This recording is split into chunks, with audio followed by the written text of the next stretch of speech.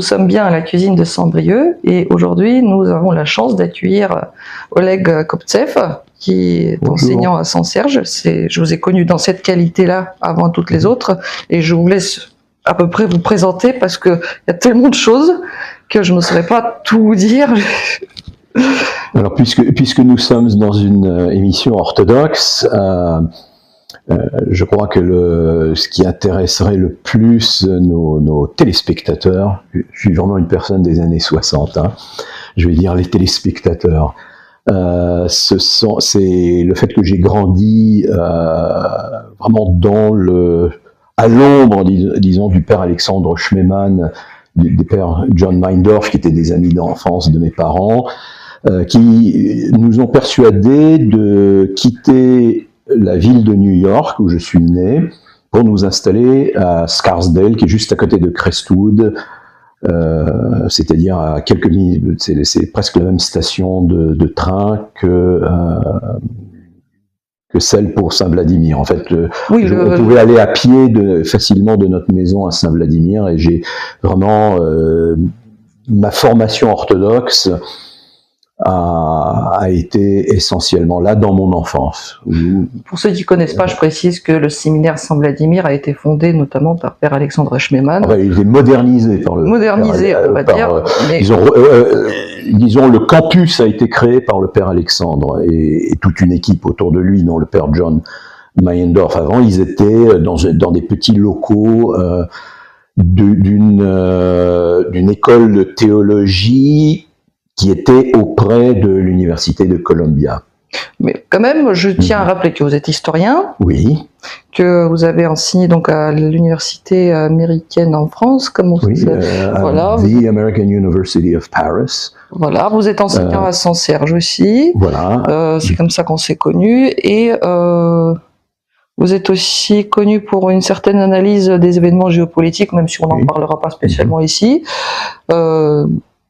Et effectivement, vous avez connu Père Alexandre Schmemann. Voilà. Et donc, c'est vrai que je pense qu'aujourd'hui, peu de personnes ont la chance de parler à quelqu'un qui a connu Père Alexandre. On se fait de moins en moins. Moi, je l'ai connu dans mon enfance, dans ma tendre enfance. C'est lui qui m'a baptisé. C'était donc un ami. Lui, le père, il a marié mes parents, mais il était un de leurs amis d'enfance, ainsi que ils ont servi avec mon père comme hypodiacre, le père Jean, le père Alexandre, mon père, et d'autres également, comme un certain Boris Kochko, comme Constantin Andronikov, Nicolas Tchavtchavadze et de nombreux autres, ont servi auprès de Monseigneur Loge comme hypodiacre.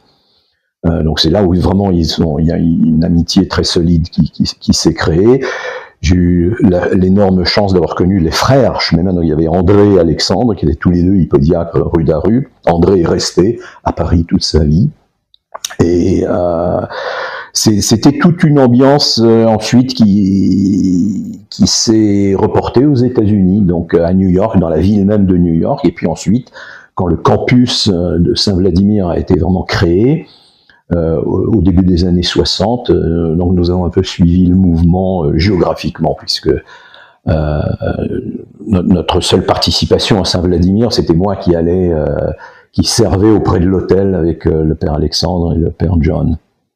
Et alors, comment c'était de servir au sanctuaire avec eux? Parce que déjà, beaucoup de personnes ne savent pas, mais on rigole, on dit qu'un acolyte qui sort sobre du sanctuaire après l'office, il a mal fait son travail. Comment ça se passait? Parce que beaucoup reprochent à Père Alexandre, entre guillemets, un certain modernisme, notamment par rapport à son journal intime, etc. Mais j'ai entendu parler que dans sa manière de célébrer, il était plutôt très conservateur. Bien sûr. Oui, alors c'est... Le modernisme, l'accusation de modernisme, c'est l'alibi ou le mot magique pour ne pas apprécier, je dirais, une caractéristique autant du père Alexandre que du père John Meindorf, qui étaient très très différents de caractère, mais qui tous les deux étaient, on peut dire, des conservateurs en fait. Et c'est ça qui ne plaît pas. C'est qu'ils étaient des conservateurs, mais sincères, et qui aimaient ça. Ils aimaient la liturgie.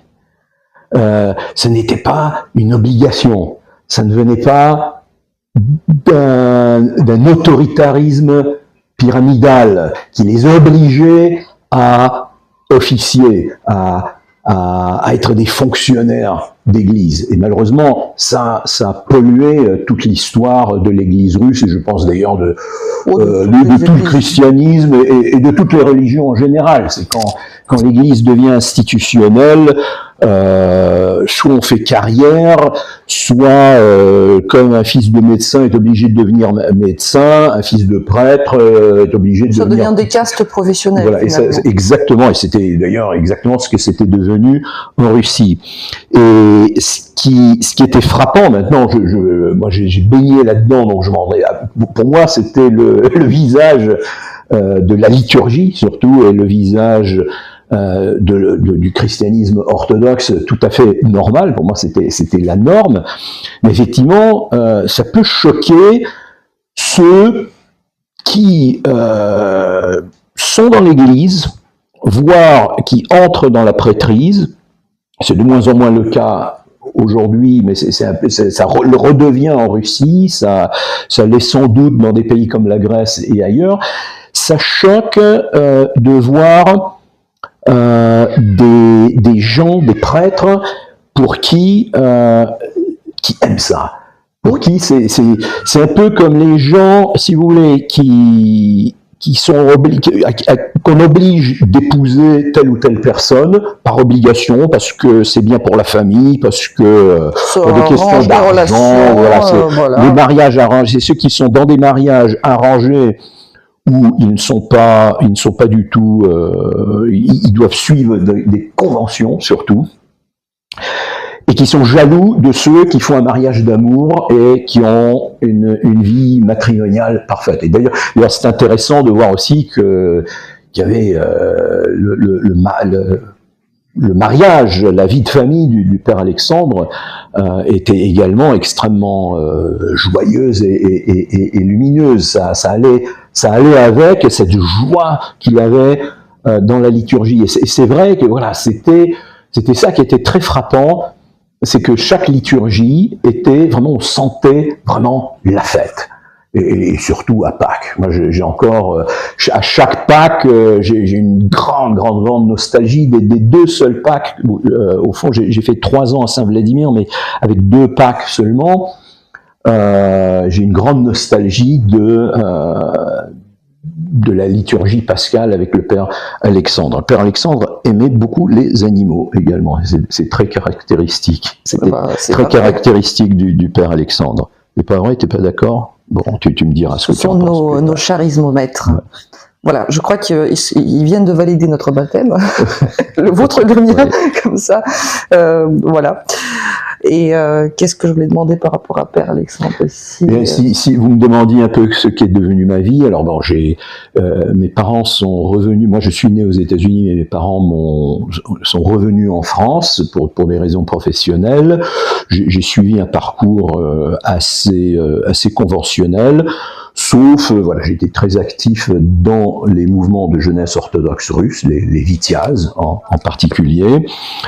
Mais il fallait, j'aimais ma vie était beaucoup plus dans ces camps de vacances en pleine nature, qui était une véritable aventure avec beaucoup d'amitié, qui sortait un peu du train-train quotidien, avec une vie liturgique en plus.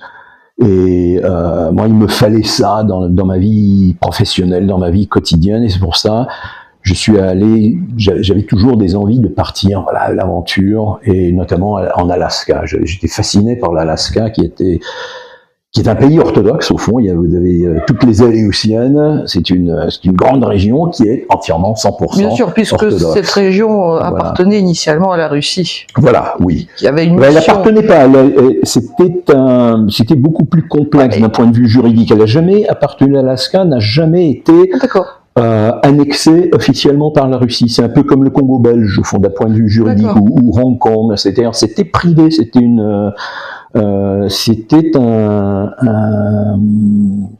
c'était une conquête complètement privatisée, en plus, bien que le gouvernement russe était bien sûr derrière. Mais bon, ça, on va pas se lancer dans les complications de la vente de l'Alaska, mais aussi des droits des indigènes qui sont très importants.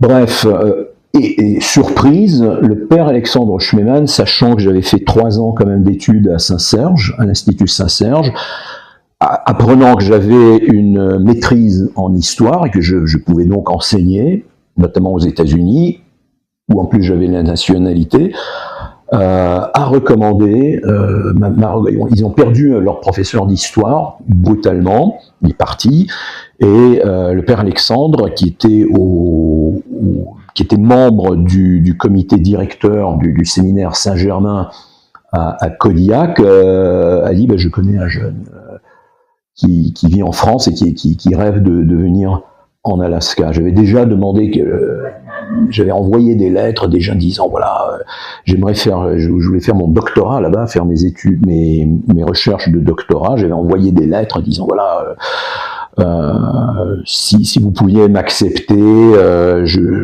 si vous avez un coin où je pourrais étaler mon sac de couchage et éventuellement faire la vaisselle moyennant. Vous étiez vraiment prêt à tout. Hein. Un toit sous lequel je pourrais me réfugier pendant que je regarde vos archives.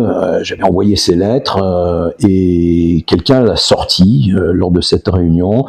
Elle dit tiens, voilà quelqu'un de France, vous le connaissez, Père Alexandre? Et elle a dit bah oui, je le connais très bien et je le recommande pour ce poste. Donc j'ai été pris comme professeur d'histoire et même de patrologie, provisoirement de patrologie.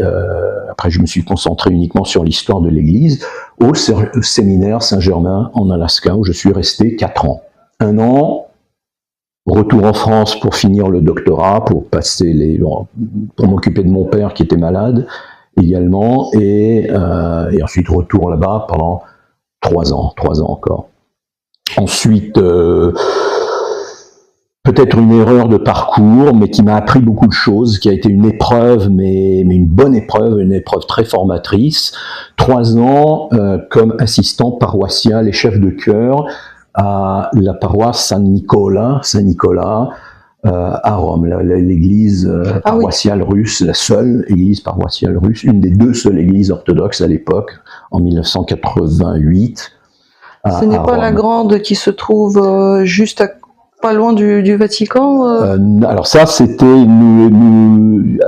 quand je suis parti au bout de 3 ans, j'avais entendu parler des tout premier projet pour construire cette grande église, effectivement. C'est assez typique, d'ailleurs, du patriarcat de Moscou. Ils aiment bien construire des grands trucs. Ils aiment bien marquer leur territoire. Là. On le voit à Quai Branly, donc. Voilà, je pensais exactement à Quai Branly. Alors qu'il y a des églises qui tombent en ruine, qui sont toujours en ruine en Russie. Bon, c'est un style.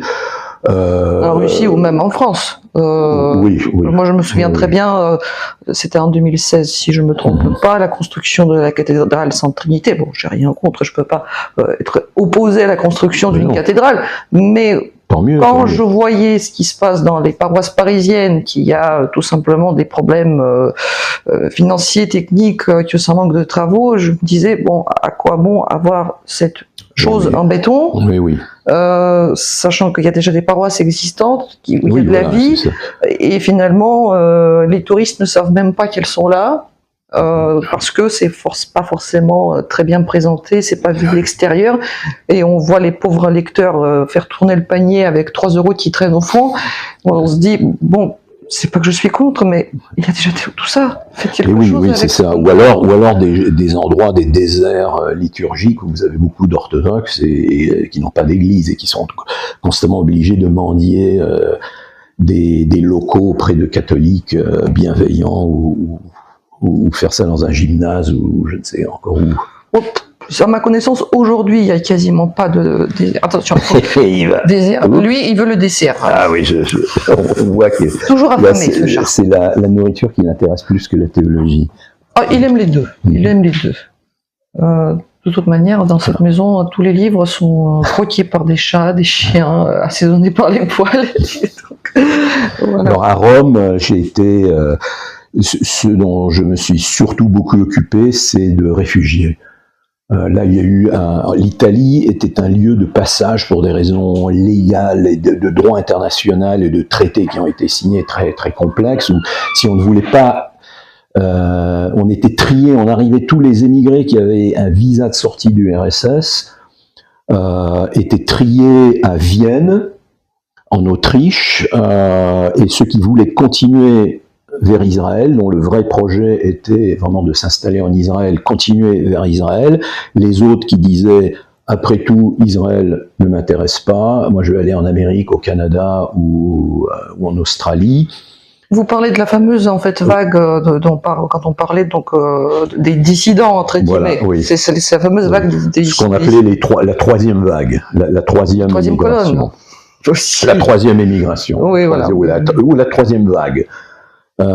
Et donc c'est les dissidents qui étaient quasiment obligés à cause de traités qui ont été signés surtout entre les États-Unis et l'URSS, et qui étaient obligés de se dire juifs pour avoir droit d'avoir le visa de sortie pour pouvoir demander l'asile en Israël. Il y avait de véritables juifs, et puis il y en avait qui étaient qui ne l'étaient pas forcément. Des faux juifs. J'avais notamment, je m'étais occupé d'un jeune qui était en fait le neveu d'un des évêques les plus célèbres du RSS. Je tairai son nom. Alors, comme il m'a dit, bon, j'ai été bien obligé de mettre une kippa et de faire semblant que j'étais juif pour avoir un visa de sortie. Bon, c'était une des anomalies de cette époque qui a duré donc entre le milieu des années 70 jusqu'à la chute de l'URSS. Vous me faites penser pas que de cette époque. Oui. Moi, quand j'étais au lycée, pareil, je dirais pas le nom du lycée ni le nom de la personne, on avait un garçon dans la classe parallèle qui était parfaitement russe, qui était parfaitement russophone, qui avait les yeux bleus. Et je lui demandais, mais comment ça se fait que tu es là? Je suis réfugié politique. Bon, en moyenne, chez nous, à cette époque-là, dans les années 2000, c'était la plupart des réfugiés politiques venaient, on va dire, des régions du Caucase. Je le regarde lui, je me dis, attends, toi, réfugié, c'est quoi ton histoire? En fait, je suis russe-allemand, mais on s'est fait passer pour des juifs pour pouvoir partir. Oui, ça arrivait souvent. Cela dit, j'ai connu des juifs blonds aux yeux bleus. Bon, bien sûr, ça existe, il n'y a pas de cliché. Il y a Paul Newman, Robert Redford. Non, mais il y en a plein, mais voilà, ce garçon-là, dont je dirais pas le nom, il n'y a pas que les yeux bleus, il y a le tout. Ouais. On voit bien que ce garçon est plutôt allemand que juif. Donc, même si, voilà, sans rester dans les clichés stupides qu'on peut avoir sur l'apparence de certains peuples, mais voilà, donc, et puis voilà, comme quoi, ça a beaucoup existé effectivement à cette période, mais je crois que ça continue à petite dose même maintenant. Alors, c'était surtout ce flot immense de réfugiés. Ça commençait surtout en 90, quand 1990. 9 ou 90, je dirais. À la chute du mur ou... L'été 89, je crois, quand Gorbatchev a dit, voilà, vous pouvez sortir sans visa. Ah. Juste, enfin, ou disons, le visa de sortie, on le donnait automatiquement. Donc c'est là vraiment qu'il y a eu un raz-de-marée de réfugiés ou d'émigrés, on peut appeler ça comme on voulait, et là il y en avait déjà pas mal qui venaient nous voir à l'église, donc il y avait constamment un flot de tous les jours, pratiquement des gens qui sonnaient à la porte de l'église russe, la Chiesa Ortodossa Russa di Roma, pour demander, voilà, c'est ce que j'appelais le syndrome Vot imui en russe. Nous voilà. Le syndrome nous voilà. On est là, nous avons des enfants, nous n'avons pas d'argent, pas de papier, nulle part où aller, nous ne connaissons personne, que faire? Voilà. Et donc il fallait se débrouiller avec ça pratiquement tous les jours, littéralement tous les jours. Et à un moment donné, je suis parti pour 2 jours dans la montagne. Et à mon retour, il y avait, le prêtre n'était pas là, mais il y avait une queue comme devant les Coolidge, comme devant un bureau de poste, disons, de gens qui m'attendaient pour demander des conseils. Et là, on a vu, c'est à partir de ça, donc 89, 90, vraiment le raz-de-marée a commencé. Mais c'était surtout, moi je ne faisais qu'assister le père Michel Ossorguine, qui gérait tout cela, mais qui, grâce à cela aussi, a su construire une paroisse. Quand je suis arrivé en 88, donc l'été 88, septembre 88, j'ai été très surpris de ne voir que des Éthiopiens dans la paroisse russe. C'est-à-dire la paroisse russe elle s'était éteinte littéralement, notamment parce que le peu d'immigrés russes qu'il y avait en Italie, à Rome notamment, avaient toujours été sous la pression de baptiser leurs enfants catholiques. Donc, au fur et à mesure que l'ancienne génération de la première immigration mourait, eh bien, leurs enfants qui étaient tous catholiques, il n'y avait pas de renouvellement, en fait. Voilà, il n'y avait pas de renouvellement. Donc, vous aviez une dizaine de vieillards d'origine nés en Russie, encore assez souvent, qui étaient les paroissiens les plus fidèles de cette paroisse. Et il n'y avait pas d'avenir. Et peu à peu, le père Michel Ossorguine a réussi à construire, comme il disait, la paroisse grâce aux macaronis, grâce aux pâtes. C'est-à-dire vraiment, il y avait chaque tête nouvelle qui venait, il leur demandait, bon, vous venez d'où? Voilà, nous venons de là, nous sommes réfugiés ou nous sommes touristes de passage. Et ça s'est terminé par des dizaines de baptêmes. Ça s'est terminé par des gens qui parfois étaient des chrétiens, des orthodoxes baptisés, pratiquants déjà en Russie ou pas du tout, et qui finissaient par pousser racine dans la paroisse. Et notamment, il y a eu une famille qui sont devenus parmi les plus fidèles, qui étaient invités. Voilà, ils étaient invités. Il y avait moi-même et surtout l'assistant du père Michel, qui était l'homme à tout faire de la paroisse, qui était un Éthiopien, Sereke, qui est devenu un de mes meilleurs amis. Je le salue s'il regarde l'émission. Et donc Sereke, lui, faisait à nourrir pour une vingtaine de personnes à chaque midi. Voilà, qui étaient un vrai invités. diacre qui se Ça, voilà, ça c'est l'Église. Ça, c'est vraiment ça. Ça, c'est du travail missionnaire. J'ai une question qui me titille quand même par rapport à cette expérience que vous évoquiez, parce que donc vous êtes, dites-moi si je me trompe, mais si je comprends bien, vous êtes bien descendant des Russes blancs, ce qu'on appelle vulgairement les Russes blancs, parce que en fait c'est un terme soviétique, hein, c'est oui, un terme de propagande bolchevique, les Russes blancs, pour faire croire que ce n'est pas l'armée régulière, légale de Russie qui a résisté à des terroristes. Tout à fait, bien sûr, vulgairement, mais puisque toutes ces personnes de la troisième vague dissidente étaient ce que les Russes blancs appellent les soviétiques. On va dire les Russes blancs, oui. Voilà. Et ils les appelaient effectivement les soviétiques, où il y a pire, c'est les Sov. Ça, d'une manière très méchante. C'est méchant, parce que on sait très bien, c'est que ça perpétue dans une certaine manière aujourd'hui à Paris, et quelque part, on est quand même très heureux d'être là, les soviétiques, entre guillemets, parce que je suis né en 92, je vois pas de quelle manière je peux être soviétique. En effet, oui. Et, entre guillemets, les Russes blancs, donc, comment dire, en Christ, il n'y a ni blanc ni rouge. C'est vrai. À la vôtre. À l'unité. Voilà, à l'unité entre Sov et Russes blancs, qui ne sont ni Sov ni Russes blancs. Voilà, ni rouge ni blanc. Ni rouge ni blanc. Voilà.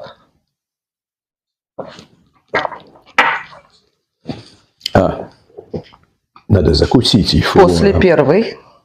Après la première, не закусывают. Mais voilà. Et donc, vous, justement, avec tout ce ressenti, est-ce que vous avez eu des ressentis vis-à-vis de ces personnes? Est-ce que vous disiez que c'était les descendants des terroristes qui venaient mendier à votre porte? Est-ce que vous avez ressenti ça, ou vous avez connu des personnes qui l'ont ressenti? Parce que je sens que cette tension, elle est malgré tout malheureusement présente. Alors, il y a eu toujours deux extrêmes. Je vais vous décrire les deux extrêmes dans ce qu'on appelle la diaspora russe, ou les Russes blancs. En plus, il y en a qui sont même pas blancs, puisqu'il y a eu la deuxième émigration. Ce sont ceux qui se sont retrouvés en Europe de l'Ouest, ou aux États-Unis, ou en Australie, ou même en Chine d'ailleurs, après la Deuxième Guerre mondiale. Et puis après, il y a eu la troisième vague dont on a parlé, les réfugiés politiques. Donc, deux extrêmes dans ce milieu. Disons, on va prendre typiquement les Russes blancs, entre guillemets, toujours, et ce qu'on appelle la deuxième émigration. Un extrême, c'est de dire ça, c'est pas des gens à nous, c'est des sauves. Ils parlent pas la même langue que nous, ils sont vulgaires. Bon, il y a tout y passe. C'est une véritable forme de racisme en fait, littéralement. Je pense aussi il y a un relent de snobisme, soit authentiquement aristocratique, ou des petits bourgeois ou des paysans qui intégrés à la diaspora russe, entre guillemets, blanche, se disent, bon, finalement, on est un peu à l'ombre des anciens aristocrates, des princes, des comtes. Moi, faisant partie de la même diaspora, bah, c'est tout con. C'est tout comme, c'est comme les gens qui s'appelaient Popov et qui sont collés à deux Popov. Oui, non, mais genre, donc, avec un nom de famille. Il y a un peu de ça. Mais bref, d'un côté, il y a du snobisme. Et j'ai vu l'autre extrême, complètement inverse, nous, on n'est pas des vrais Russes, eux, c'est des vrais. Eux, c'est des vrais, donc ils peuvent nous demander n'importe quoi, on le leur doit. Et malheureusement, alors il y en a qui demandaient beaucoup. Alors ça n'a pas arrangé les choses quand il y en a justement qui se sont dit, donner. Il y a aussi cette mentalité, mais ça c'est la société soviétique qui a transformé beaucoup de gens en faisant des gens dépendants, qui ne sont pas libres, qui n'ont pas une mentalité de gens libres et qui ont toujours besoin de quelque chose. Alors, et qui demandent, qui mendient littéralement et qui estiment qu'on leur doit du travail, de l'argent, une assistance. Ça, on avait tout le temps ce problème justement à la paroisse de Rome. Il y avait de tout, il n'y a pas de règles. Et puis dans la diaspora russe, il y a tous les degrés, si vous voulez, entre ces deux extrêmes. Moi, j'ai toujours essayé d'être objectif, de ni idéaliser, ni diaboliser. Voilà, ni être snob, ni. Justement, mais c'est ça le si vous étiez snob, vous ne serez pas là, donc. De toute manière, pour moi, l'important c'est d'être chrétien. Justement, le père Michel Ossorgin était excellent pour ça. Bien qu'il était une personne extrêmement difficile socialement, très exigeant, à vrai dire, c'était une personnalité comme lui qu'il fallait pour complètement reconstruire cette paroisse. Parce que parfois, il pouvait être très dur. Justement, les gens qui demandaient et qui ne donnaient rien en échange, ça, il pouvait être très dur. Moi aussi, dites donc... bon, c'est bien, on vous a fait manger, ça fait 3 mois, on vous a trouvé du travail, un logement, on vous donne de l'argent de notre poche, maintenant, il est temps d'aider les autres. Mais ce qu'il y a d'intéressant, c'est qu'on rencontre de tout aussi. C'est ça qui est extraordinaire. J'aime beaucoup raconter ces deux anecdotes. À un moment donné, j'avais aidé un professeur d'université qui est arrivé à Rome. Et je l'ai aidé à écrire des lettres, des lettres de candidature, écrire son curriculum vitae, etc., pour trouver du travail comme professeur aux États-Unis. Comme moi, j'en ai cherché 3 ans plus tard. Je lui ai demandé, est-ce que vous, maintenant, il a trouvé, il est devenu professeur dans une université très prestigieuse. Donc je lui ai écrit, maintenant, un petit retour d'ascenseur serait très gentil, écrivez-moi une lettre de recommandation, vous voyez, c'est même pas de réponse. En revanche, il y avait 2 journalistes qui étaient un peu louches comme bons hommes. Leur histoire, c'était qu'ils avaient fait un reportage sur des diamants volés. Il y a des diamants volés d'une grande personnalité haut placée au Kremlin. On se croirait dans les 3 mousquetaires, là. Je tiens à ma vie, donc je vais pas dire qui. Mais enfin bon, bref. Donc ils fuyaient la mafia, le KGB, enfin ils avaient raconté des aventures très diverses. Ils sont arrivés à l'église, sont aussitôt portés volontaires pour chanter. Il y en a un qui faisait donc son signe de croix comme ça, lui donne un coup de coude. Ah oui, il fait son signe de croix correctement. Mais ils ont été très fidèles. On pouvait tout leur demander, donc on les a aidés.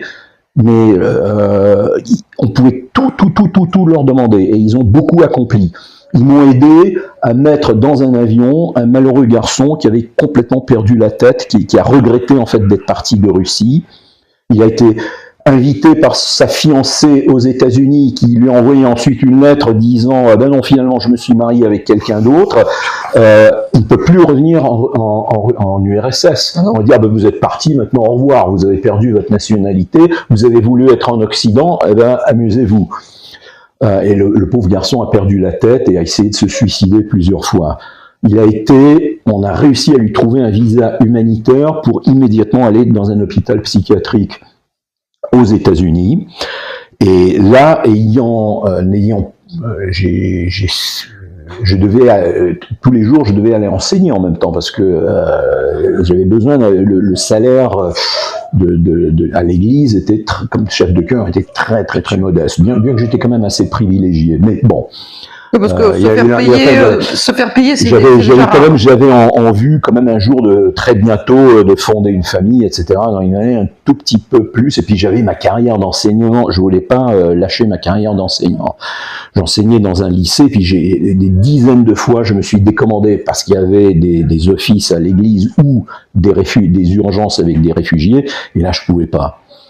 Et j'ai confié à mes 2 journalistes de mettre le pauvre garçon qui avait perdu la tête dans un avion. Ils l'ont fait. Après avoir couru avec toute la gendarmerie de l'aéroport de Rome sur le tarmac parce qu'ils fuyaient. Je suis arrivé avec eux à l'aéroport et il me prend dans mes bras. Je veux pas partir, je veux rester avec toi. Bon, il était tout jeune, il avait 18 ou 19 ans. Et bon, finalement, je retrouve mes journalistes, ils disent ouf, on y est arrivé, ils me racontent l'histoire, il s'est échappé, on l'a coursé sur le tarmac, on l'a mis dans l'avion. Le soir, nous avons téléphoné à New York, ça va, il était placé dans un hôpital. Bon.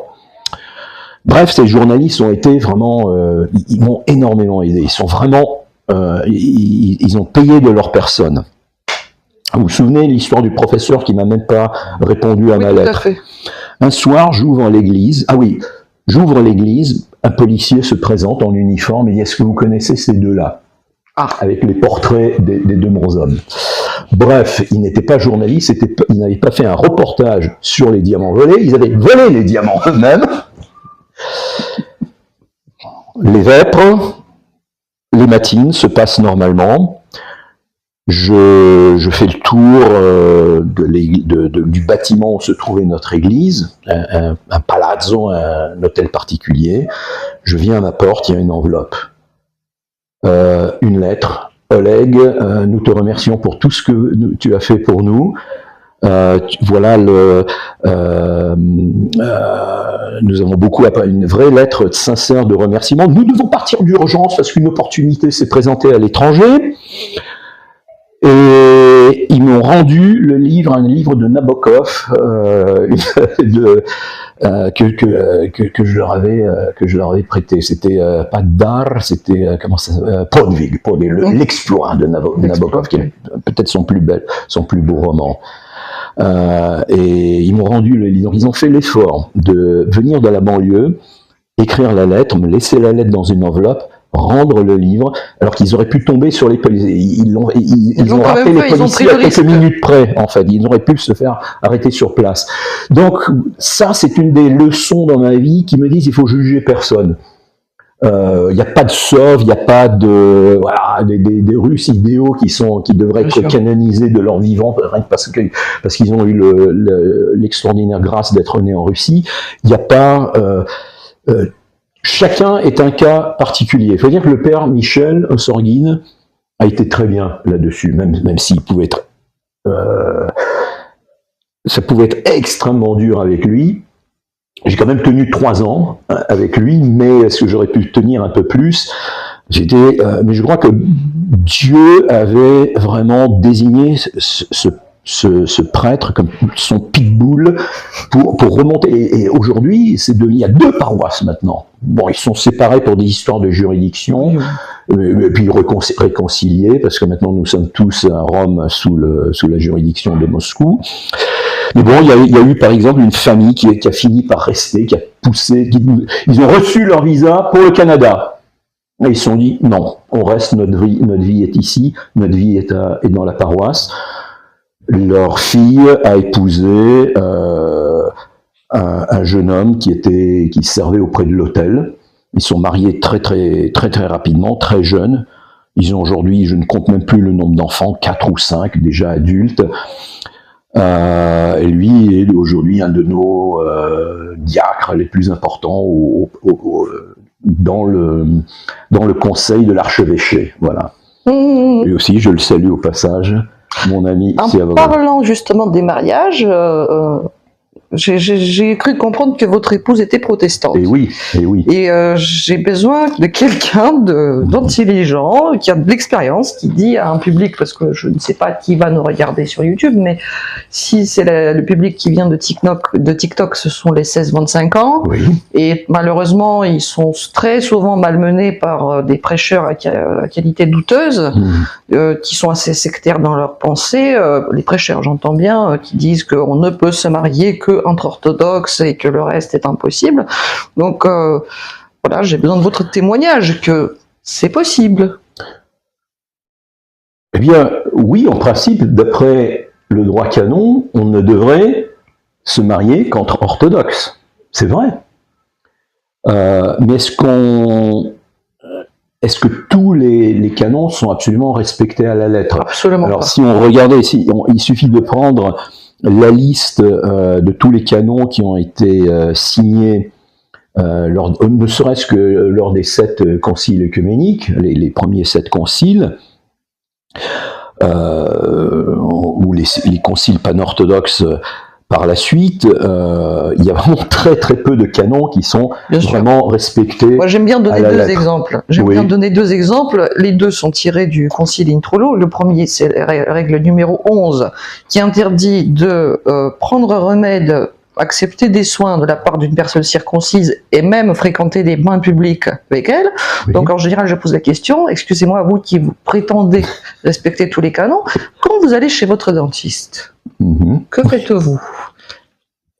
Vous vérifiez? Ah non, c'est malaisant. Donc arrêtez de prétendre que vous respectez tous les canons. Moi, je ne le fais pas, mais je l'assume. Du moins, 2e règle, et là, peu importe la juridiction, peu importe le profil du Pokémon, donc que ce soit VCO, pas VCO, règle 101, de ce même concile Intrulo, qui interdit l'utilisation de tout ustensile pour octroyer la communion. Et tout le monde communiait à la cuillère. Eh ben oui. Et il y a un problème. Voilà, bon, on peut continuer, voilà. Comme ça, il y en a des centaines de cas. C'est les 2 les plus rigolos, parce que... Dans certains cas, oui, comme le mariage, ce qu'il y a, c'est qu'il y a un idéal, et puis il y a la réalité. On peut également, l'Église a toujours pu s'adapter à la réalité, et notamment l'apôtre Paul. Cela dit, c'est très intéressant. Avant de parler du mariage, j'avais un très grand professeur qui était un grand protestant, Pierre Chaunu, qui avait un assistant, et un jour, nous sommes partis en excursion, nous sommes allés faire un peu d'archéologie du XVIe, XVIIe siècle, voir les retables de cette époque dans la région du Mans. Et nous avions des discussions très théologiques. Il était historien à la Sorbonne, et en fait, tous ces assistants étaient... il y avait surtout des catholiques, c'était en général des gens très croyants et très conservateurs.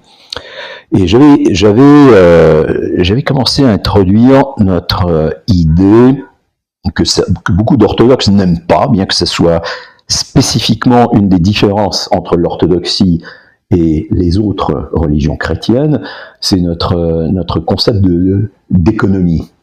Économie, oh, quel mot détesté par certains de nos conservateurs. Alors que, je répète, c'est ce qui fait théologie de l'économie, pas de cette théologie, mais cette pratique, cette pastorale de l'économie, c'est une des grandes différences, justement, avec le catholicisme ou le protestantisme.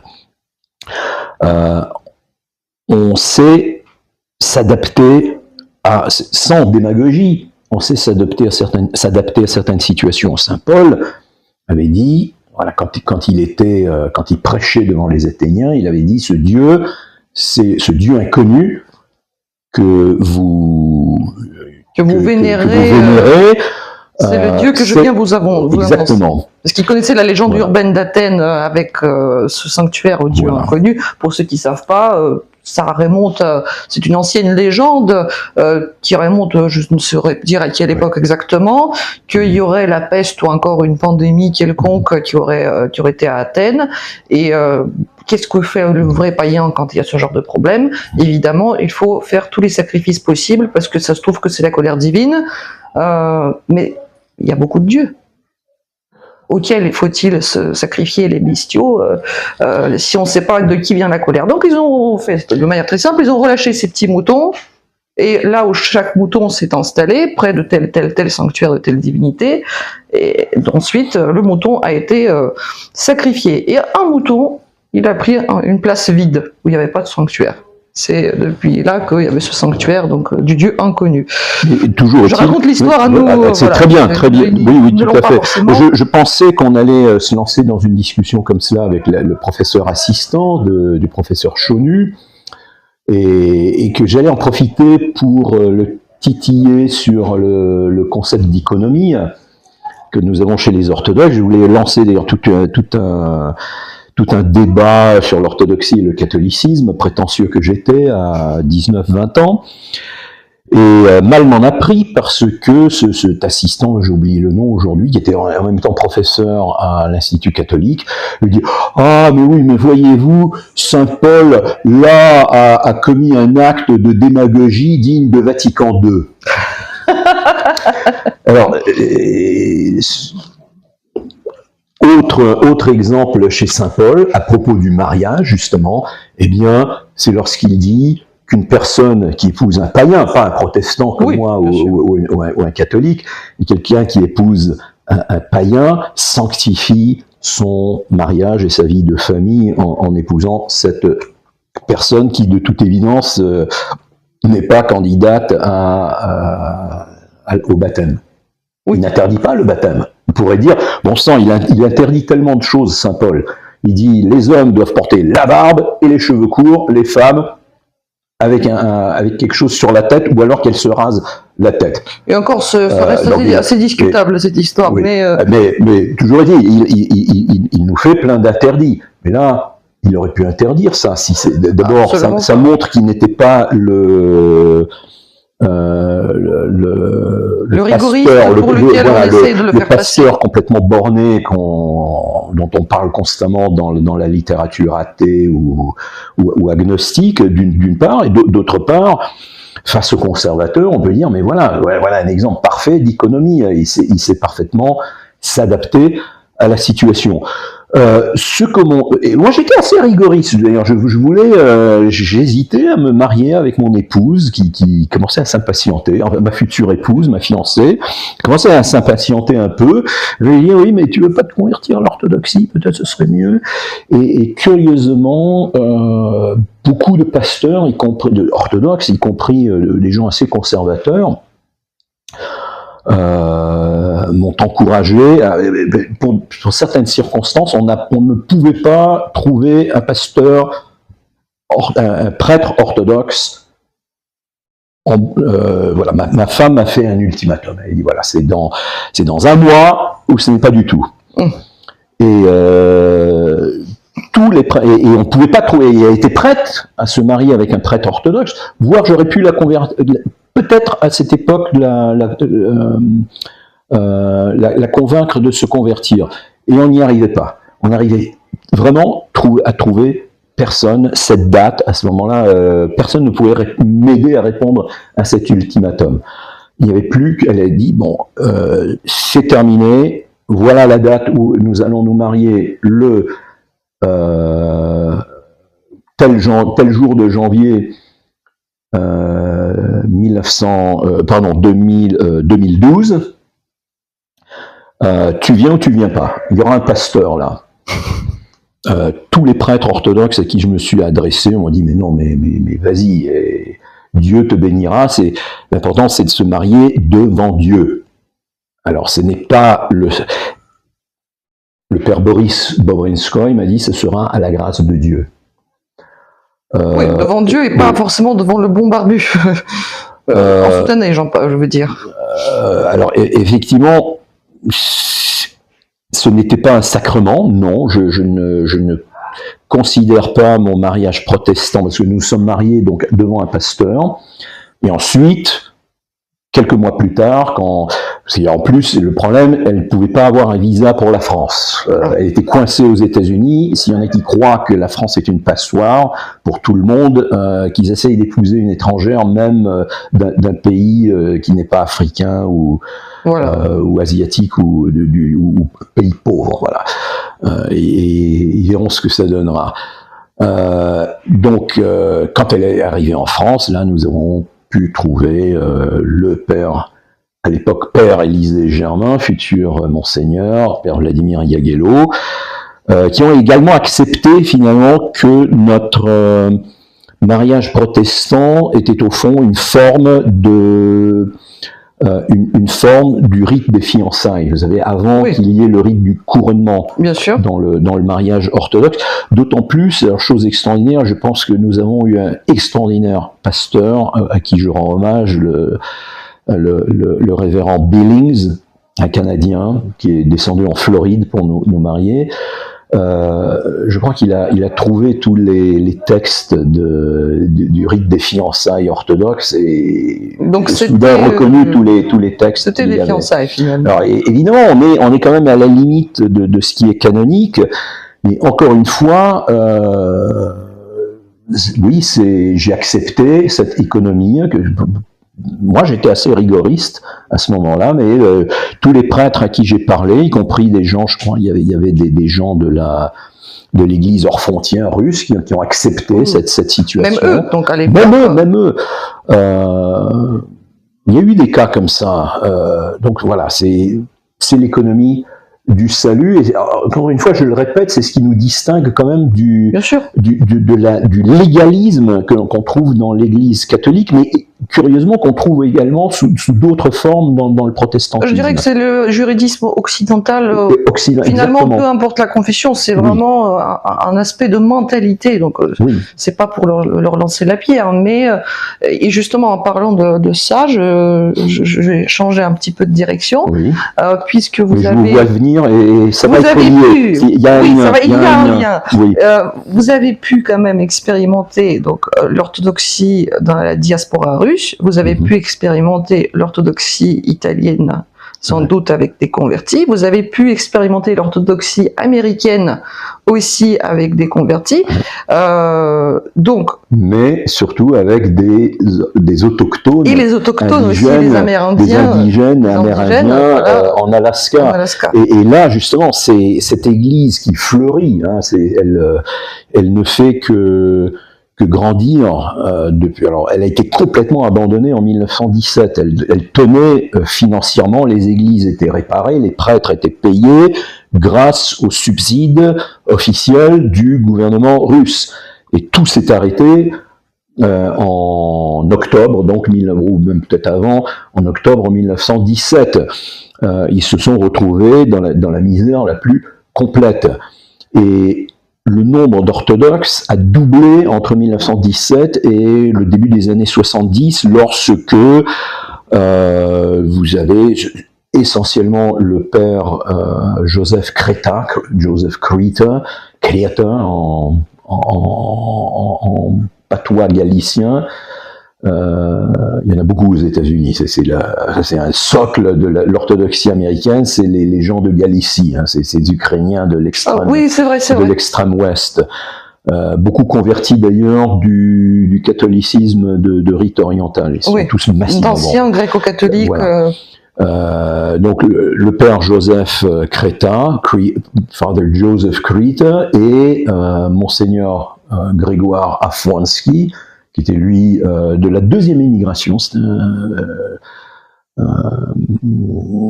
Une partie de sa famille était partie juste après la Révolution. Lui, il est parti, il a été prisonnier de guerre des Allemands.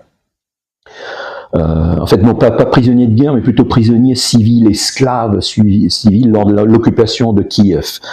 Et donc lui a été encouragé par le père Alexandre Schmemann lorsqu'il était vieux garçon. On voyait que personne n'allait l'épouser. Il l'a convaincu, avec beaucoup de peine, à devenir moine, à devenir archimandrite, oui, voilà, prendre la prêtrise comme moine, et finalement d'accepter de devenir évêque et de devenir évêque d'Alaska. Et ils ont lui-même, Monseigneur Grégoire et le Père Joseph ont fait également un très grand missionnaire, également d'origine carpato-russe. Ils aiment s'appeler carpato-russes, les Galiciens en Amérique. Oui, j'ai cru entendre ça, il y en a encore. Grand missionnaire des temps modernes, le Père Michael Olex, qui vient de décéder il y a quelques mois. Et à eux trois, ils ont complètement remonté les paroisses, trouvé de l'argent, réparé les églises, aller chercher, surtout mettre tout le monde en contact, en réseau, parce qu'il y avait des paroisses qui n'avaient jamais eu de contact avec d'autres paroisses depuis des décennies, mais pourtant qui continuaient leur vie. Alors ça, c'est la preuve que tout l'effort missionnaire russe du 19e siècle a été incroyablement efficace. Le succès a été tellement étonnant que la plupart des historiens n'y croient pas. Moi, je passe ma vie, ça fait donc maintenant depuis 1985, depuis que j'ai écrit mon doctorat sur ce sujet, que j'essaye de convaincre disons, l'opinion publique qu'il y a eu ce succès. Pourquoi? Surtout, eh bien, ce succès, c'est justement l'économie. Ça a été la capacité d'être différent de ces missionnaires américains qui sont arrivés à Hawaï, par exemple. Ils arrivent, ils parlent de Dieu et on leur dit « Ah, c'est très intéressant, ton Dieu, il est gentil, ton Dieu. » Oui, alors maintenant, si vous voulez être avec ce Dieu et avoir la vie éternelle, voilà, il faut se débarrasser de toutes vos abominations. Vous êtes, ça c'est abominable. Vos dieux sont abominables. Fini le tout. Fini ceci, cela, cela. Et alors, effectivement, il fallait balancer tous les dieux au feu. Bon, ça se comprend, mais également, voilà, vous devez vous habiller comme il faut apprendre l'alphabet latin, faut plus parler la langue ancienne, etc., etc. Ça, c'est malheureusement ce qu'ont fait énormément de missionnaires dans les pays colonisés. En Alaska, comme en Sibérie, comme dans le Grand Nord, au contraire, il y a eu justement cette économie. Vous avez un document absolument extraordinaire du grand missionnaire Ivan Popov, qui a été renommé Ivan Veniaminov, qui ensuite devient père Innocentii, une fois qu'il devient veuve et qu'il devient évêque Innocentii, qui finira, il aura tellement de succès comme missionnaire qu'il sera repéré par le grand saint maintenant, Saint Filaret Drazdov, métropolite de Moscou, qui a également changé complètement toute la pastorale en Russie, justement. Avec lui, la page des prêtres et évêques fonctionnaires, non seulement fonctionnaires d'église, mais fonctionnaires de l'État, même cette période synodale avec voilà, monsieur cette période est finie. Il tourne la page, on devient des pasteurs vraiment dédiés et des pasteurs missionnaires avec une perspective missionnaire dans leur travail, et c'est pour ça que Innocentii, ce grand évêque, est repéré.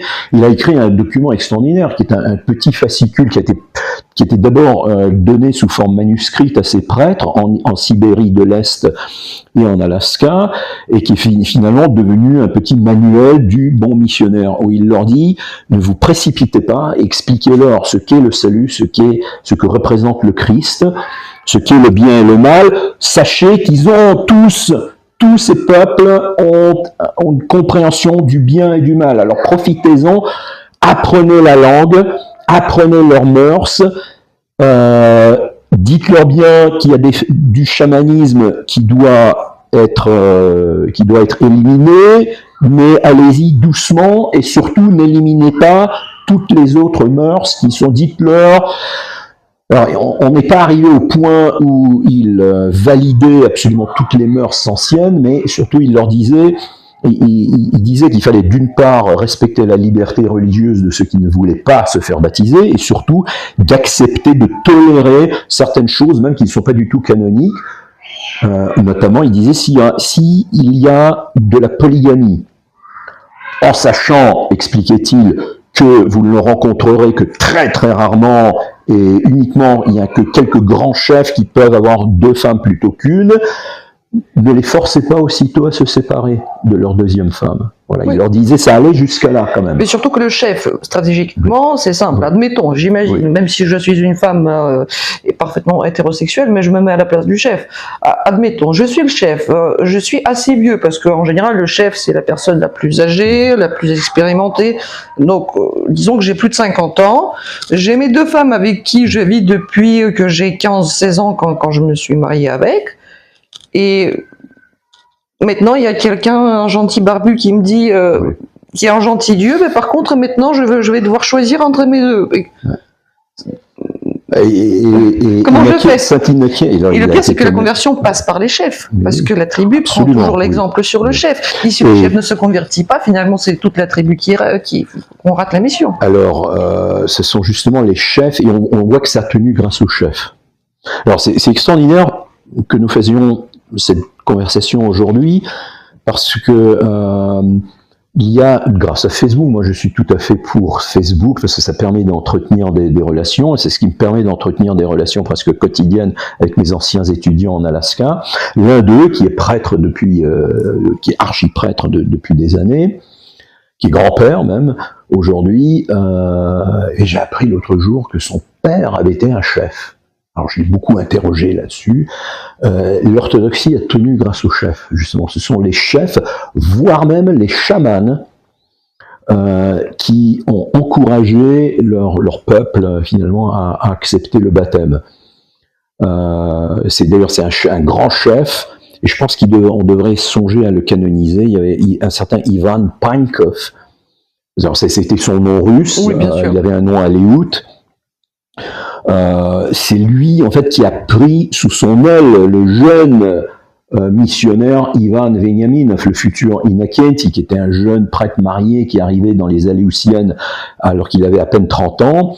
C'est ce Ivan Pankov qui l'a pris sous le bras, qui lui trouvait des pagayeurs pour l'emmener d'île en île, et surtout avec qui ils ont fait des traductions du slavon plutôt que du grec, de la liturgie, surtout de l'évangile de Saint Matthieu et de nombreux autres textes sacrés en aléout. Donc les chefs avaient un rôle extrêmement important dans la christianisation. Mais c'est intéressant parce que j'ai pu retrouver un fil conducteur comme ça qui remonte finalement à Saint Vladimir. Ah oui. Saint Vladimir, qui a baptisé, là, on ne se souvient pas des évêques ou des prêtres qui ont baptisé les missionnaires grecs ou bulgares sans doute aussi, qui ont fait les premiers baptêmes dans la Russe ancienne. On ne se souvient pas de leur nom, en revanche, on se souvient de Saint Vladimir, n'est-ce pas? Oui, bien sûr. Et finalement, on voit que c'est un chef indigène, finnois, ingre, Inkeri dans leur langue, qui vient prévenir Alexandre Nevsky qu'il y a des Suédois qui arrivent. Et c'est ce chef qui a eu des visions. C'est pas Alexandre Nevsky, c'est le chef qui a eu des visions surnaturelles. Je ne me rappelle plus les 2 saints dans sa vision qui prévenaient Alexandre que les Suédois arrivaient. Et on retrouve des chefs également au cours de toute l'histoire de l'avancée vers l'est ou vers le nord de l'Église russe. On retrouve ces mêmes. C'est à peu près la raison pour laquelle je me rappelle que un missionnaire de nos jours, mais missionnaire pas des peuples exotiques, mais plutôt des Sauves, justement. Le grand missionnaire des Sauves, Andrei Kouraïev, disait que l'orthodoxie n'a pas vraiment même de matières telles que la missiologie, parce que on est toujours passé par des chefs. Historiquement, en ce qui concerne l'orthodoxie, on est toujours passé par des chefs. Donc maintenant, quand la situation change et qu'on ne peut plus passer par les chefs, ou du moins pas partout, pas toujours, on n'arrive pas à développer, on n'a même pas une moindre tradition sur laquelle on peut s'appuyer, qui va fonctionner autrement que de s'appuyer sur les chefs. Mais ce qui m'intrigue beaucoup, c'est quelle serait, à votre avis, la motivation profonde de ces chamans, de ces chefs, de vouloir se convertir déjà à titre personnel, et en plus de le vouloir pour leur peuple. Alors, la question qu'il faut se poser, c'est pas pourquoi veulent-ils se convertir? La question, c'est pourquoi pas? Il n'y a aucune raison, si vous voulez, qu'ils ne se convertissent pas. Alors, conservatisme, admettons, je me dis, je suis païen, je crois dans mes divinités, je crois dans l'esprit des ancêtres, je vois ces singes blancs débarquer devant moi, qui me parlent de leur bondieuserie, mais moi ça m'intéresse pas, j'ai mes ancêtres, par exemple. Alors ça, c'est ce que je rencontre chez tous les historiens avec qui j'ai des débats, surtout américains, surtout, ils partent du principe que l'orthodoxie en Alaska ne veut pas être réelle. C'est pas, alors d'ailleurs ça dure depuis même l'époque de l'Amérique russe, depuis le 19e siècle, tous les visiteurs, même parfois russes d'ailleurs, qui visitaient l'Alaska, ils disent non, ça ne peut être que... Mais d'ailleurs, on retrouve ça chez tous les voyageurs qui voient la piété du peuple russe aussi.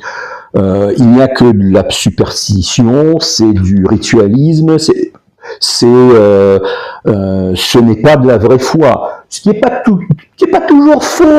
Ça dépend des cas, ça dépend des il y a des périodes communautés historiques aussi qui sont plus axées, mais après vous parlez des voyageurs, je pense au journal de voyage de Paul d'Alep. Oui. Je ne sais pas si vous l'avez lu. Non.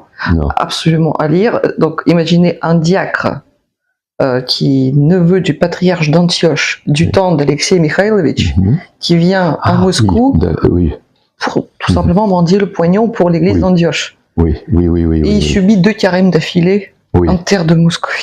Il n'en peut plus, le pauvre. C'est pas lui qui a vu des montagnes de caviar tout à fait de carême servis au Kremlin.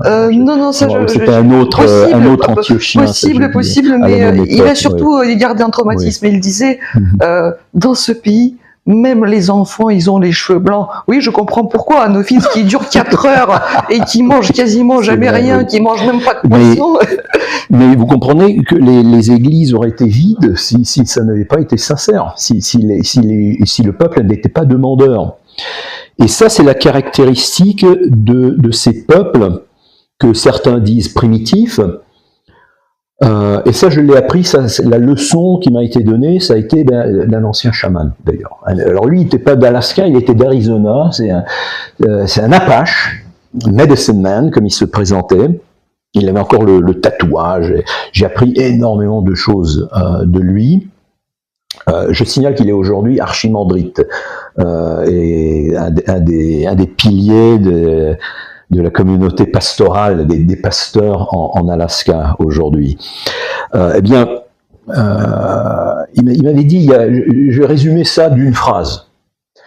Les hommes blancs se battent contre la religion, sur la religion, catholique contre protestants, etc. Et il me disait, ne me dis pas que les orthodoxes sont pas faits d'eux-mêmes. Nous, les Indiens, nous, on s'entretue. On s'est toujours entretués. On a fait la guerre. Donc il me résume des siècles de violence. Et il y a rien d'idéal chez les Indiens. Mais on ne se battra jamais pour la religion. On respecte toujours la religion de l'autre, quelle que soit leur croyance. Eh bien, les Amérindiens sont extrêmement conservateurs, oui. C'est lui aussi, c'est cet ancien chaman Apache qui m'a dit tout est extrêmement réglé. C'est pour ça qu'ils sont d'ailleurs très conservateurs aujourd'hui. Vous croyez que nos Russes orthodoxes sont conservateurs? En Russie, allez voir du côté de l'Alaska. C'est comme ça et pas autrement. Tout est là. Eux, ils sont vraiment très, vraiment. On peut dire que ils c'est suivent à la règle à la règle les canons, et c'est voilà, ça, les enfants, tous les enfants se plaignent, ceux qui vont plus à l'église, ils se plaignent parce qu'ils se retournaient comme ça pendant la liturgie, et puis il y avait un ancien du conseil paroissial qui pensait qu'il donnait des grands coups de pichenette dans l'oreille pour qu'ils regardent droit devant eux. Ils sont très conservateurs et très, mais vraiment très rigoristes aussi sur beaucoup de choses. Mais à l'époque, et ils le sont toujours pour beaucoup de choses, on s'habille comme ça et pas autrement. Ce sont ces bottes-là qu'on met, c'est comme ça qu'on attache les chiens dans un chien de traîneau. Et ce chaman m'a expliqué, c'est une question de survie. Parce que si vous ne suivez pas les règles à la lettre, vous déviez un peu, vous prenez des initiatives, vous mourrez. C'est pas compliqué, vous avez pas les bonnes chaussures pour sortir, j'en sais quelque chose parce que ça m'est arrivé, vous avez pas les bonnes chaussures pour sortir dans la neige, vous croyez que vous avez les bonnes, pof, vous avez aussitôt vous attrapez une engelure. Ou pire, il faut vous amputer ensuite. C'est comme ça qu'on pêche le poisson, c'est pas autrement. Sinon, on meurt de faim, etc. C'est comme ça qu'on repère les baleines, et pas autrement.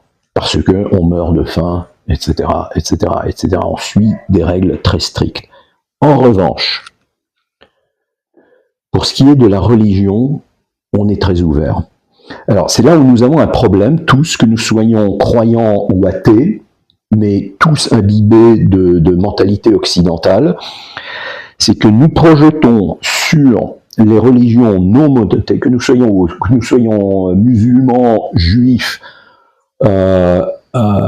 chrétiens ou athées ayant grandi dans ce genre de civilisation, nous projetons notre monothéisme sur les autres civilisations. Exactement. Les Amérindiens, ce que nous appelons peut-être à tort les animistes africains, etc. Et nous pensons qu'ils sont aussi intolérants vis-à-vis d'une nouvelle religion comme nous, on serait. Or, c'est là justement qu'il y a un espace de tolérance. De même, si vous voulez, et ça fait partie de leur culture de l'hospitalité. Pour eux, un étranger, voilà, comme vous dites, un singe blanc, des baleiniers, des types qui sont à bord d'un baleinier, le bateau s'échoue et ils rencontrent pour la première fois des Inuits, quelque part dans l'extrême nord du Canada. Oui, ce sont des singes blancs, ce sont des monstres, des démons, tout ce que vous voulez, c'est pas des êtres humains.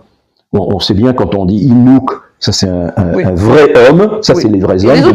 De même que Unangbar, un Aleut se dit un Unangbar, c'est-à-dire un véritable être humain, de même qu'un Yupik, c'est les Esquimaux du sud, un Yupik c'est un véritable homme, les autres c'est des Gosok, Gosok, c'est-à-dire des inhumains, des pas humains, mais ils vont les accueillir, mais ils vont tout leur donner, ils vont partager toute leur nourriture avec eux, quitte à risquer de mourir de faim eux-mêmes. Il y a cette hospitalité, et ils vont écouter. Alors, c'est comme ça que les premiers Aléoutes, les Unangbar, comme ils se disent eux-mêmes, ont été attirés par l'orthodoxie. C'est seulement en voyant des trappeurs faire leur prière, mettre une bougie, une icône. Il y a la curiosité. Ça, c'est une curiosité qui ne peuvent absolument pas résister. Non seulement ça, mais ils savent qu'il y a une force ici. Il y a quelque chose de puissant, de surnaturel. Ça, ils perçoivent ça immédiatement quand ils voient un rituel. Donc, ils se disent, bon, on en a besoin, on va le leur prendre. On va se l'approprier. Ça peut être utile, après tout. Exactement, c'est plus que ça, c'est beaucoup plus qu'utile. C'est les plans d'une usine nucléaire hein, pour nous. Après, c'est comme la logique des Romains païens à une époque où ils volaient les dieux des autres pour les mettre tous dans le même sac. C'est comme ça que marche le syncrétisme. Plus on a de dieux, mieux c'est. C'est comme ça qu'a marché le syncrétisme. À une différence près, c'est que dans beaucoup de civilisations dites primitives, mais qui ne le sont pas du tout, qui sont parfois beaucoup plus sophistiquées que nos civilisations technologiques. Pour ces civilisations-là, et notamment beaucoup d'Amérindiens, la plupart des Amérindiens, ils étaient monothéistes en plus. Oui. Donc ça facilite encore plus les choses. Alors, Oui. on prend la religion, on s'approprie la religion de l'autre, comme également pour une question de sécurité aussi. C'est important, comme on va essayer d'aller à bord d'un vaisseau d'exploration russe et leur piquer une boussole et un compas et un sextant sans du tout savoir à quoi ça sert, mais on va les piquer quand même parce que c'est important. Ils ont réussi. Ça, je vous raconte une anecdote réelle qui est arrivée à bord de l'expédition Sarychev-Billings. Et à bord duquel il y avait le premier des missionnaires qui a baptisé les premiers Aléoutes, mais à être baptisés par un prêtre, parce que ce sont ces trappeurs en fait qui ont baptisé les premiers Aléoutes. Parce qu'il n'y avait personne d'autre pour le faire. Des dizaines d'années avant justement avant cette expédition. Le sacerdoce royal le permet. Mais quelque chose qui me titille, dites-moi si je me trompe, parce que je ne connais pas parfaitement bien les mythologies de ces peuples-là, mais si je me trompe pas, je me souviens dans un cours magistral, j'ai entendu ça, cette histoire du vrai homme. Oui. C'est forcément nous les autres, non? Je ne sais pas quel peuple avait cette légende que le grand Courbeau, quand il façonnait les hommes en question, eux, ils étaient faits donc à partir de... Comment ça s'appelle déjà cette matière en français? Kriamni. Du silice. Oui, quelque chose. Enfin, une broche. Et tous les autres, excusez-moi, de la merde du chien. C'est possible. Ça, le corbeau, ça on le retrouve bien dans le Grand Nord, dans le nord-ouest des États-Unis et du Canada. Oui, il y a beaucoup de mythes créateurs avec un corbeau. Oui. Maintenant, cette histoire particulière, je ne m'en souviens pas bien. Mais après, voilà, je l'ai entendu en russe, dans un cours magistral russe de Léonid Massé.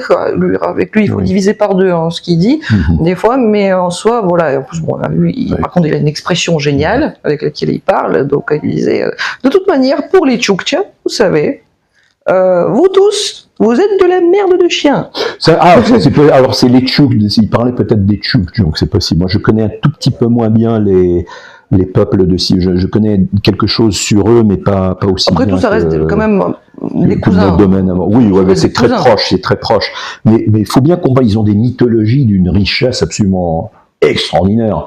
Ça vaut tout à fait les métamorphoses d'Ovide. Et d'ailleurs, ça part souvent de métamorphoses, des loutres qui se transforment en jeunes filles ou vice-versa, des dauphins magiques. Enfin, mais ce qui est très intéressant, c'est vous avez un grand savant russe qui s'appelait Jochelson et qui était plus ou moins en exil. Enfin, on essayait de l'envoyer hors, il n'était pas très bien vu politiquement. Néanmoins, il a eu le soutien de la Société de géographie russe et notamment du grand savant explorateur Simeonov Tchanchansky, qui l'a envoyé en Alaska, dans les Aléoutiennes, et il a passé, je crois, à peu près 2 ans à enregistrer, avec les tout premiers enregistreurs sur cylindre, les contes et mythes des Aléoutes.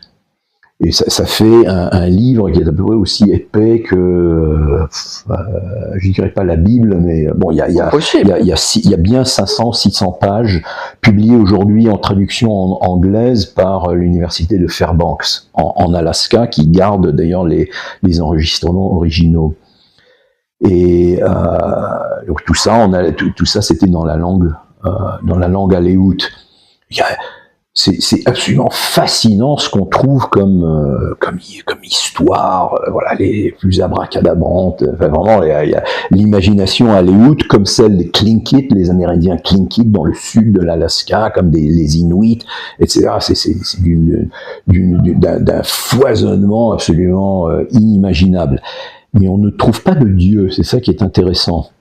Vous ne pouvez identifier aucune de ces créatures mythiques un dieu que l'on vénère comme un dieu, pour lequel il y a un culte, voyez-vous, c'est ça qui est, j'imagine. En fait, c'est le fameux concept du théosotéosis. Le dieu fuyant, en fait, le vrai dieu qui s'est enfui. Oui, et du coup, ça devient très facile pour les missionnaires, et là on revient à Saint Paul, encore une fois, de se représenter ce peuple auquel on va porter l'Évangile comme étant, comme également le dit saint Paul encore une fois, mais cette fois dans l'Épître aux Romains, comme étant sous une loi. Oui. Sous la loi du cœur, sous ce qu'on appelle, ce que les philosophes plus tard ont appelé comment dire, ce que Saint-Augustin ou John Locke, la loi, la morale naturelle, la morale ou la loi naturelle, tout simplement, la loi naturelle qui impose justement le bien, la notion de bien et de mal. Alors très intéressant justement. Saint Innocent dit à ses pasteurs, il leur explique qu'ils ont ce sens. Ça, il leur inculque bien. Ne prenez pas vos futurs brebis pour des abrutis non plus. Voilà, ils le savent exactement. Déjà. Et il dit, par exemple, d'abord servez-vous de leur mythologie locale. Vous verrez, de toute manière, sur toute la terre. Vous avez la majorité des peuples qui croient en la réalité pas la noyade, mais le déluge et l'arche de Noé. Donc servez-vous de ce type dans la mythologie, servez-vous de cela localement, ce qui montre qu'il y a une réalité à tout cela. Et sachez. Alors, il donne un exemple, il raconte comme lui-même a rencontré quelqu'un qui est venu le voir et qui lui a demandé Père, comment se fait-il que je fais des choses que je ne veux pas faire et je ne fais pas ce que je veux faire. Et il donne cet exemple et il dit voilà, et commence la discussion par là. L'apôtre Paul, pauvre homme que je suis, le bien que je veux, je ne le fais pas, le mal que je ne veux pas, je le fais. Vous n'êtes pas le seul, monsieur. Mais enfin, tout cela, c'est très intéressant et je pense que, si vous le voulez, un jour, on fera une deuxième partie pour développer tous ces sujets. Avec plaisir. Mais avant de terminer, j'aimerais vous poser la question. Vous avez vu toutes ces expériences d'orthodoxie locale très différentes. Est-ce que vous pouvez confirmer mon idée, enfin mon propos que moi j'observe à mon niveau, bien sûr, qui est beaucoup plus restreint que le vôtre. Est-ce que vous trouvez que quand même, en fonction des convertis locaux, ils apportent parfois des bonnes choses avec eux dans l'orthodoxie, mais pas que. Il y a aussi, je ne parle pas forcément des Amérindiens, ça peut être des Français convertis, des Américains convertis qui étaient protestants avant, évangéliques, admettons, qu'est-ce que j'en sais. Vous ne trouvez pas qu'il y a quand même des...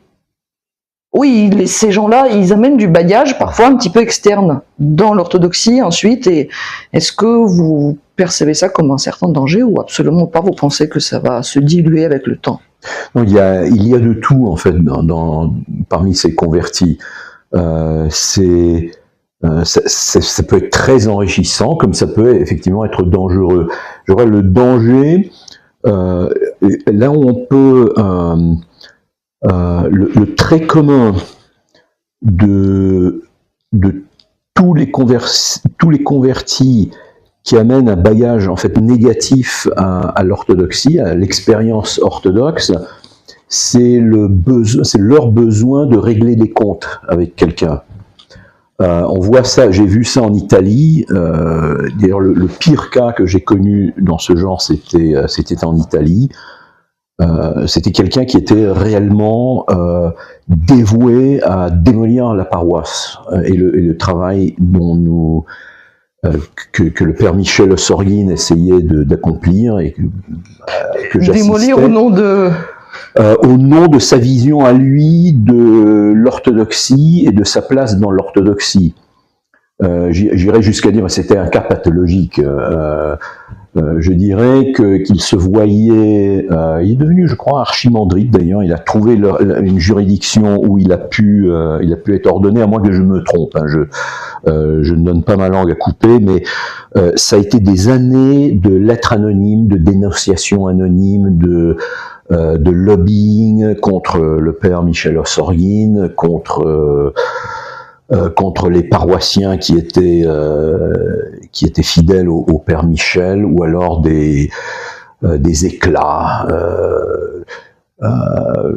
toujours basés d'ailleurs sur son interprétation des canons, ou là en l'occurrence c'était plutôt peu importe quels étaient ses thèmes favoris, mais il est évident que c'est quelqu'un qui avait une haine du catholicisme. C'était un aristocrate italien, ou du moins un demi-aristocrate italien, qui de toute évidence avait énormément de problèmes personnels et liés peut-être à son enfance, à son milieu. Dieu sait qui lui avait fait du mal, sans doute. Il avait une haine littérale du catholicisme. Il voyait l'orthodoxie comme son salut personnel et le salut du monde. Bon, tant mieux. Mais je crains, voilà, c'était à ces conditions, et je crains qu'il avait un rêve, c'était celui de, éventuellement après son ordination, il était célibataire, il serait devenu archimandrite, puis évêque, et vous comprenez, étant évêque de Rome, vous voyez il y a cette prétention. Voilà, vous voyez à mon avis ce à quoi il rêvait. Et c'était un être vraiment pathétique pour lequel il fallait avoir plus de pitié que d'autres choses. Il a fait des menaces physiques également. Enfin, c'était extraordinaire. Il a employé des méthodes tout à fait il a envoyé des menaces de mort également au père Michel Ossorgin. Il a employé des méthodes mafieuses. Ça, c'est le cas le plus extrême, je dirais. Il y a des cas beaucoup moins extrêmes, mais qui ont également cette dimension dans leur motivation à se convertir. C'est un peu comme la jeune fille qui vit dans un milieu catholique très traditionnel, presque aristocratique, où il y a des règles soit aristocratiques, soit bourgeoises, très strictes, et qui va se rébeller en allant épouser un arabe. D'accord. Uniquement pour enquiquiner ses parents, ou épouser un émigré, moi j'ai eu une élève autrefois au lycée qui traînait dans la rue qui était dans une école privée où les parents évidemment mettaient une somme conséquente. Catholique était-elle catholique? De toute évidence, un milieu bourgeois, et puis je l'ai retrouvé dans la rue avec des SDF. Et je pense qu'il y a des gens qui se convertissent à l'orthodoxie pour cette raison-là. Peut-être ils ne s'en rendent pas compte, mais je crains qu'il y ait trop de conversions pour... j'allais employer un mot grossier, pour embêter papa et maman. Bon, je peux dire autrement, par besoin d'avoir une socialisation un petit peu alternative. Oui, mais oui. C'est là où je voulais quelque part en venir pour la fin, parce que on entend un peu les parents crier au secours, alors que ce soit du côté de tout ce qui est religieux en général, et là je ne vise pas que l'orthodoxie, donc il y a une tendance chez des personnes qui sont jeunes, soit en fait de choisir une religion la plus traditionnelle possible, et là vous pouvez mettre la case que vous voulez, ça peut être le catholicisme traditionnel, ça peut être l'orthodoxie, ça peut être l'islam, ça peut être le judaïsme, tout ce que vous voulez, peu importe. De l'autre côté, il y a des parents qui crient au secours, ma fille croit que elle n'est plus ma fille mais qu'elle est mon fils. Dans les deux cas, sans rentrer dans les détails, et surtout que je ne suis pas médecin ni rien de tout cela, mais j'observe qu'il y a comme ce besoin finalement de retrouver une espèce de tribu, ne serait-ce que numérique, et cette volonté de se sociabiliser là où il y a des règles très claires, nettes et précises. Nous, on est gentils, les autres, forcément, c'est des méchants. Et là, ensuite, ces jeunes gens se retrouvent entre les mains du premier prêcheur qui est venu, et peu importe que ce soit un orthodoxe, entre guillemets, du patriarcat de TikTok, c'est comme ça que je les appelle, que ce soit un musulman, que ce soit un catholique tradit, que ce soit quelqu'un qui court avec un drapeau arc-en-ciel, peu importe finalement le type du prêcheur, le premier qui va donner cette offre d'une certaine communauté, justement le fameux communautarisme. En France, on ne l'aime pas. Chez les anglo-saxons, c'est tout à fait normal.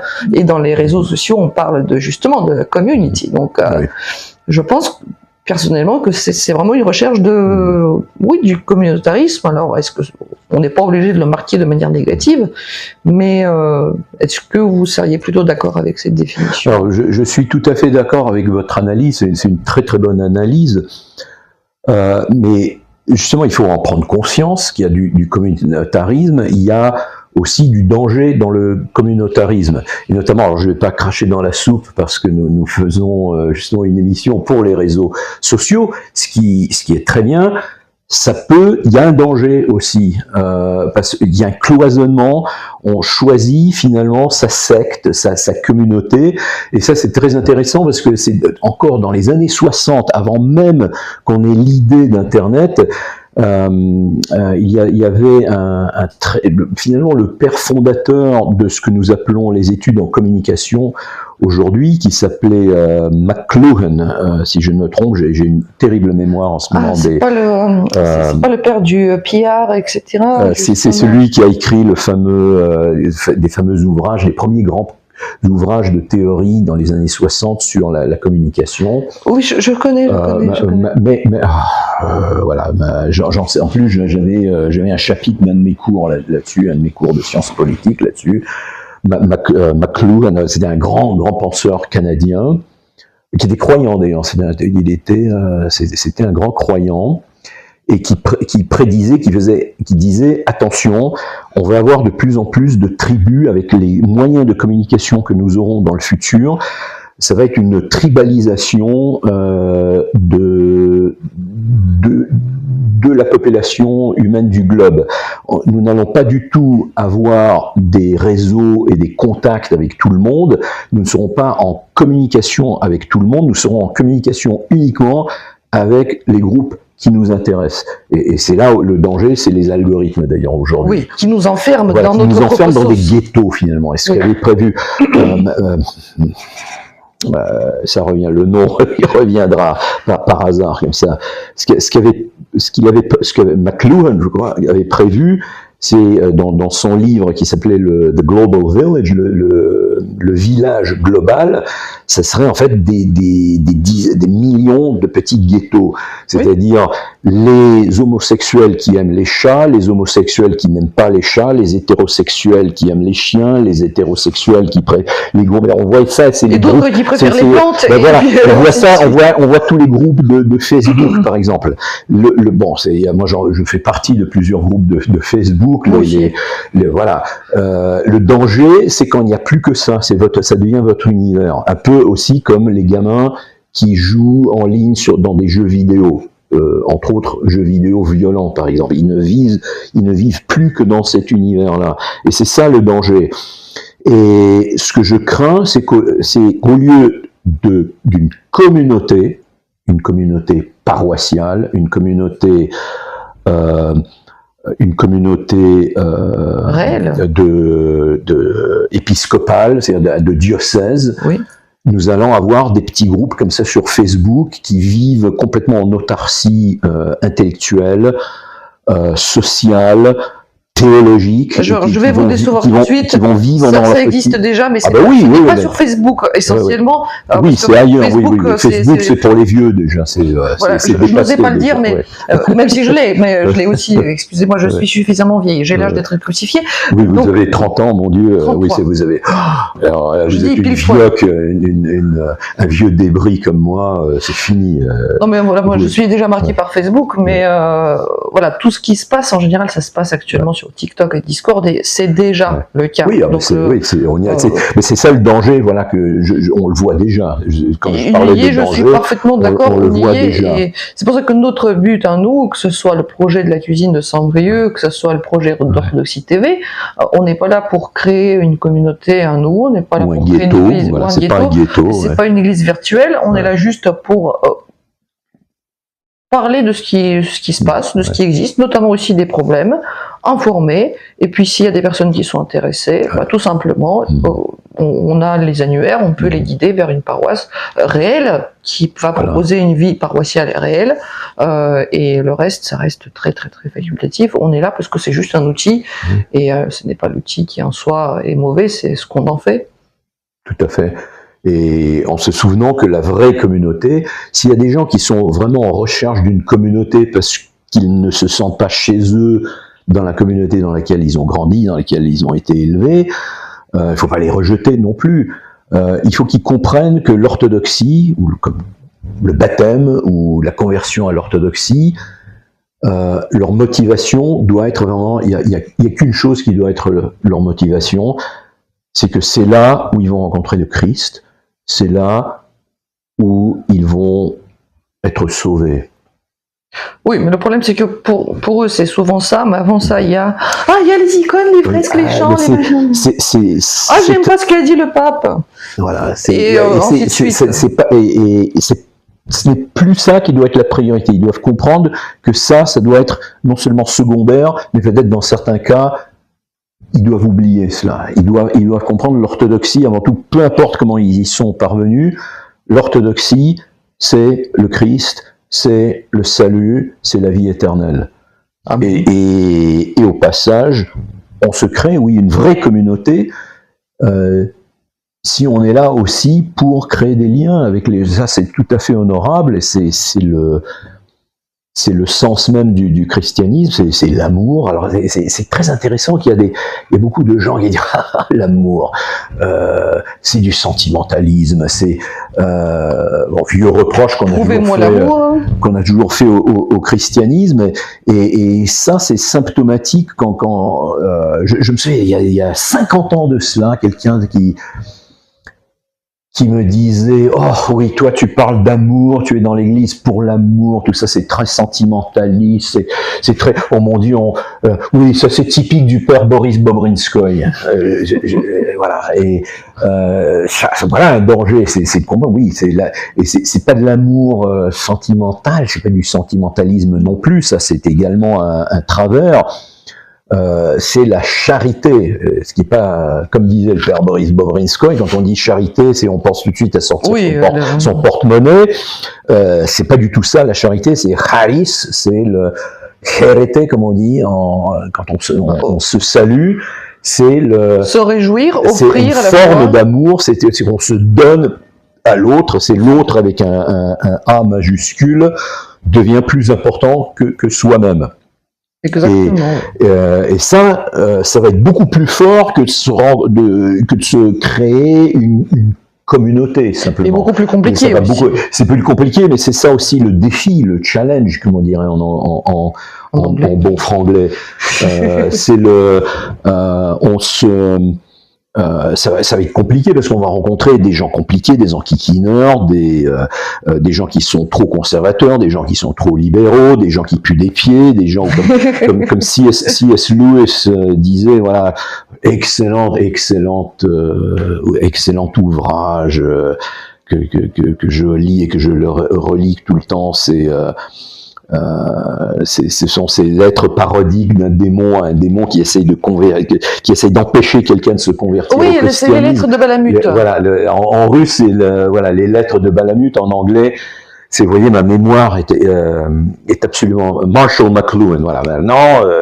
Maintenant qu'il s'agit de se souvenir de C.S. Lewis, je me souviens le grand père fondateur de la théorie de la communication, c'était Marshall McLuhan, et là c'était les Screwtape Letters. Alors je ne sais pas comment c'est traduit en français. En russe, les lettres Balamut. En russe, c'est Pishma Balamut. En français, je ne sais pas.